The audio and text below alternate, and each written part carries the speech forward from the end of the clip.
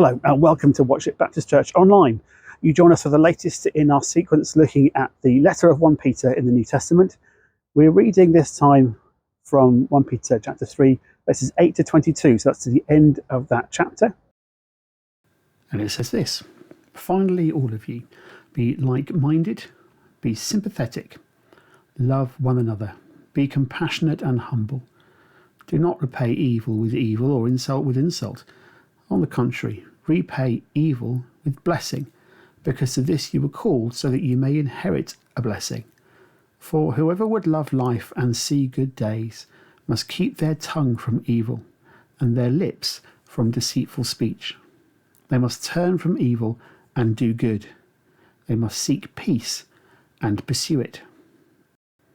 For the eyes of the Lord are on the righteous, and his ears are attentive to their prayer.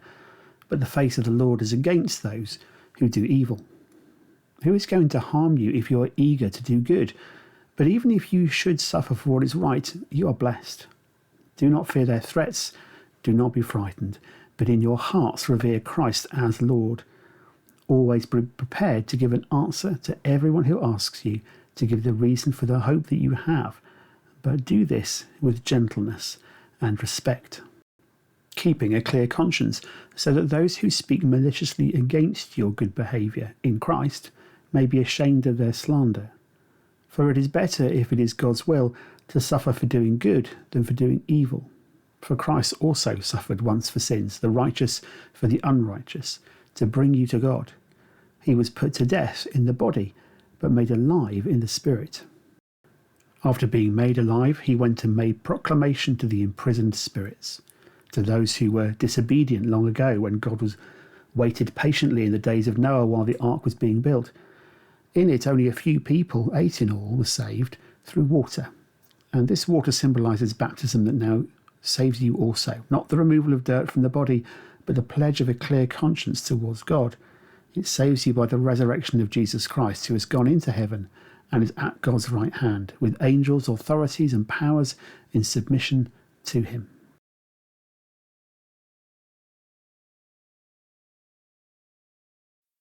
Let me tell you a story about James. Not very long ago, James met some people, and the people he met were really good people. They were friendly and likeable. They weren't exactly like him, but that didn't seem to matter, at least not too much. James lives in Somerset. He's not out of the middle of nowhere, but living in Somerset means he's not at the heart of power or anything like that. Where he lives, interesting things happen because they are interesting people all around him. Shopkeepers, small business owners, government officials, farmers, bankers, tradesmen, families, blended families, bits of families, extended families. The news and new things don't always reach James quickly, but it does all arrive eventually. Anyway, when James met these friendly, likeable people, he wasn't entirely surprised to discover that they were Christians. He'd heard about Christians. They were okay. James knew that not everyone liked them, but they were nice enough.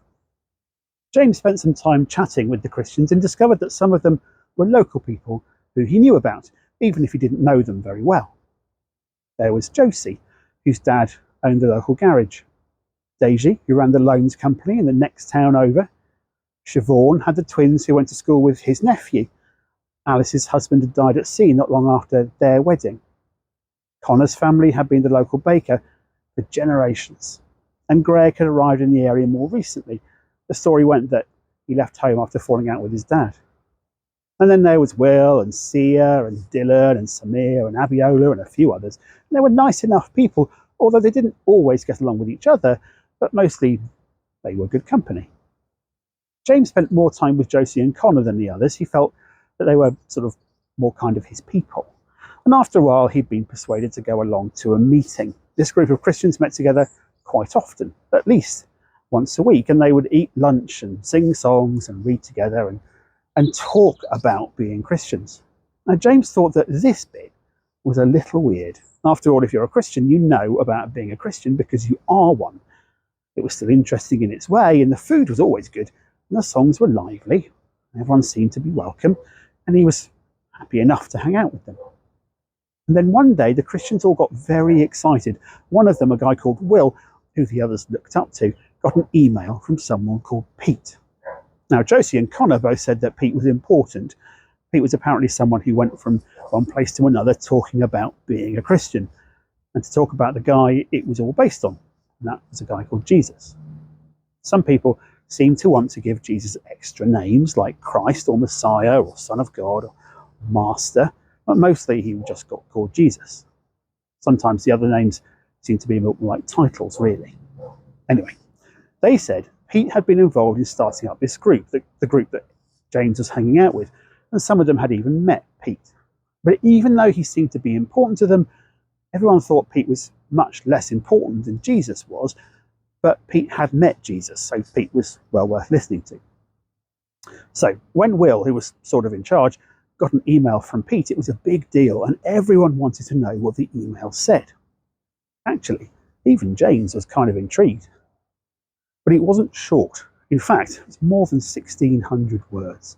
It wasn't a quick read. Even though Dylan said it would only take 15 to 20 minutes to read the whole thing, the group only looked at it a bit at a time.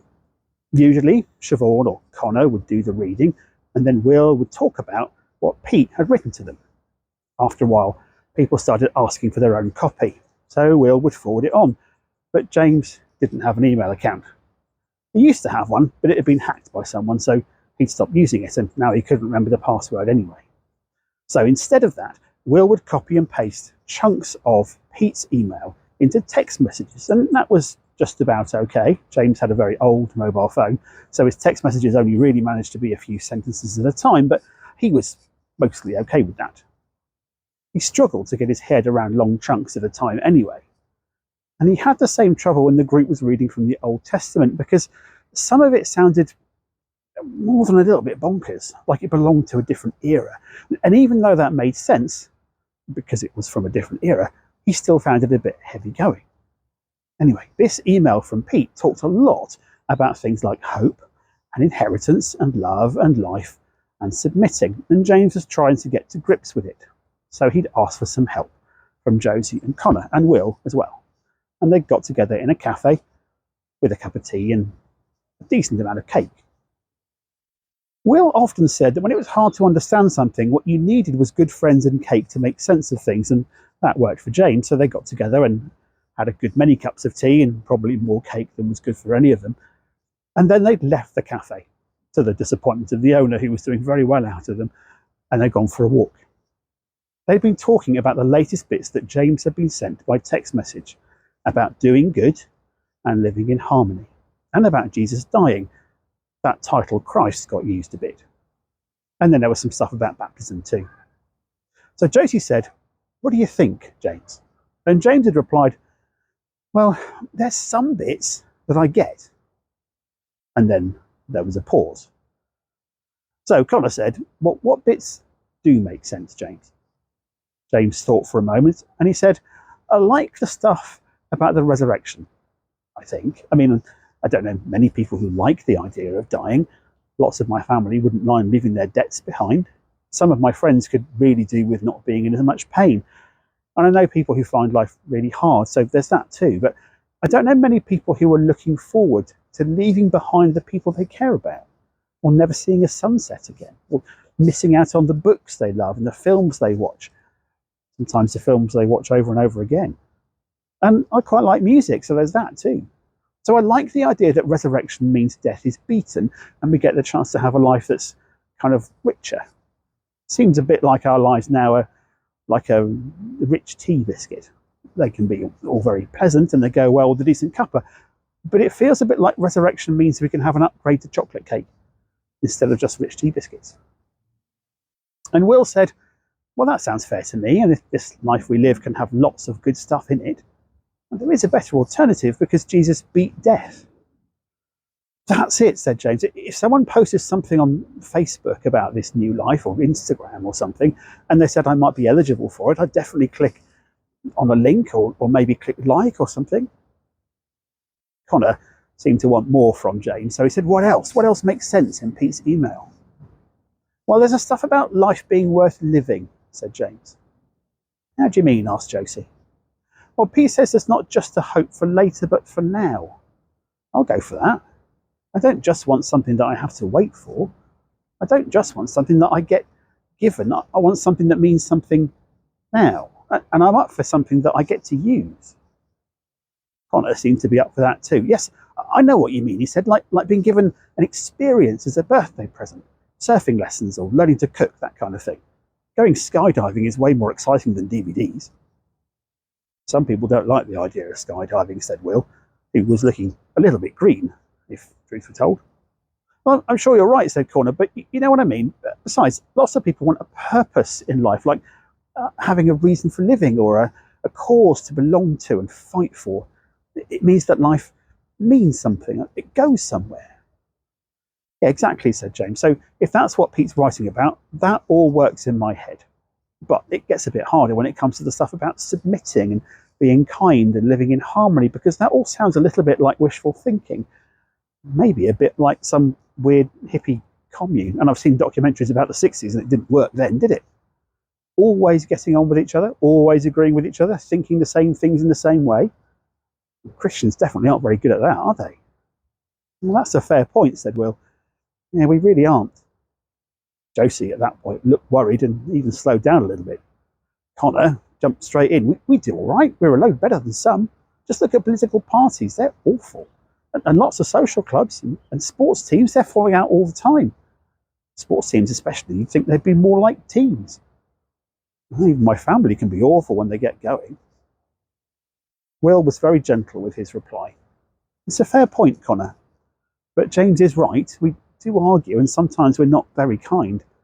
The history of Christians tells you that they can be incredibly mean-spirited. Honestly, Christians have gone to war and killed people in arguments about what the Bible means, so James is right. Connor looked thoroughly crestfallen, but Will carried on. The thing is, it would be silly to say that we always agree, because we really don't. But what Pete is writing about is making sure that we do our best, because it's going to be difficult for anyone who isn't a Christian to know what Jesus is like unless we live like it. It seemed like a light bulb had gone off in Josie's head, and she said, I'm a Bristol City fan, but no one knows because I never talk about it. I don't wear a scarf or a kit. I don't know any of the chants. I don't think I know any other fans, so that doesn't count for much, does it? Will is right. No one's going to know how Jesus wants us to live if we don't live like it. Everyone was quiet for a minute. They'd been walking for a while and come around the back of the school over the little rise to the community playing field. It's like a big open space with swings to one side and some trees across the back. And near the swings, there were a few benches and a picnic area. Just to one side, there was a little event going on. Someone had brought out a gas barbecue, and there were burgers in buns being sold for a few pence, as well as cold drinks. And a girl had driven an ice cream van in as well, and people were sat and watching a children's performance that was going on alongside it all. A tall pole had been set up close to the swings, and the benches and a handful of kids aged anything from 5 to 14 had been learning to dance around the maypole. They weren't particularly quick, and they weren't always in time with the accordion player who provided the music, but they were enthusiastic, and from the viewpoint that James and his friends had looking down slightly at it, was a thing of brilliant colour and intricate movement. Will said, you see that dance they're doing? That's what harmony is. Connor is right. People in social clubs and sports teams and politicians and families are always moving around each other. There's always movement. But Pete's email says that Christians should be really careful how they move around each other. They don't have to move in the same direction. Harmony doesn't have to mean always agreeing. They don't have to see everything the same way, but that's okay, because it's not thinking the same things that unites us. It's Jesus that unites us, and we can disagree and think differently, because as long as we hold on to a ribbon that connects us to Jesus, we are still dancing together. There was another pause. And then it was Josie who said, I get it. Pete wrote about harmony, didn't he? He didn't write about unison. So we can make a good sound together by listening to each other's different sounds and making sure that we stay together even when we disagree. So life shouldn't be like a competition where we're forever worried about whether we're losing or winning, but we still can't live in harmony on our own. Harmony is something we can only do with others. Connor said it sounded like hard work and was scrunching his face up as he watched the children dancing intricately around. James sort of agreed, and Will did too. If it was easy, said Will, Pete wouldn't need to write to us about it, so it's a good job he did. Otherwise we wouldn't be having this conversation. Living well has to be about relationships, not just about rules. The four of them found a bit of warm, empty grass and sat down on it. And after another few moments of quiet, Josie said, "Hey James, are you all right? I hope we haven't been talking at you too much." "It's okay," said James. "You guys make a good case for Pete's email, and for Jesus, I suppose. And there's lots that I like about Jesus. I'm just not sure I'm ready to be a Christian. It's not so much that I'm not convinced, it's just, it still feels a bit out there. A bit like E equals MC squared." "Oh, I don't get that," said Connor. "What do you mean?" "Well, you know," said James, "I trust that E equals MC squared is right, and I'm glad it is. But it's not really for me. It's for scientists and space explorers and physicists and people who write Star Trek episodes and people like that." "No, good point," said Will. "The thing is that those physicists who get it are still part of our community. The things they understand help us make sense of our own experience. Like Isaac Newton did loads of stuff about gravity, and now we can all understand why it makes sense to us." And it was Josie who pumped up next. "It's like the sunrise," she said. We don't know about the sunrise because of astrophysics. We know about it because it helps us see stuff. And it's beautiful. And the Christian way of thinking about things, the Jesus way of seeing the world, that makes sense of the world itself." "Exactly," said Will. "If living in harmony makes sense, and Pete says this is how Jesus wants us to live, then the Jesus way of living makes sense, and that means we can trust Jesus." James thought about it for a bit and said, "Okay, does that mean that it's all about harmony?" This made everyone think. And in the end, it was Connor who answered. "I think it might mean that it's all about relationships," he said. "Jesus wants us to have better relationships with everyone. He invites us to have good relationships with each other, and he offers us a relationship with him as well." "But don't we have to qualify for that relationship with Jesus?" asked James.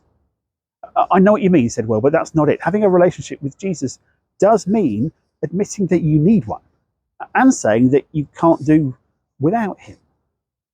Pete's email says that Jesus died so that the mess we make of life can be replaced by a new life, a reason for living, relationships that last, and a chance to live a life that leaves behind the rubbish, pain and debt and sadness and more.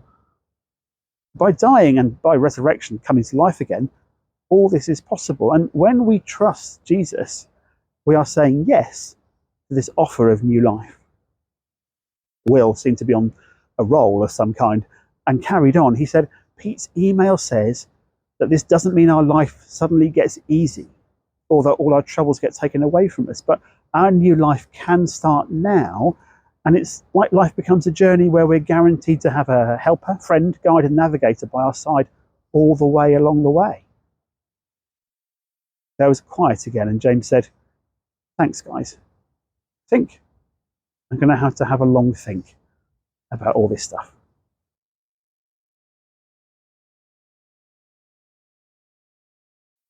Well, that's it for the teaching slot today. I hope you found the story helpful as a way of looking at those verses in chapter 3.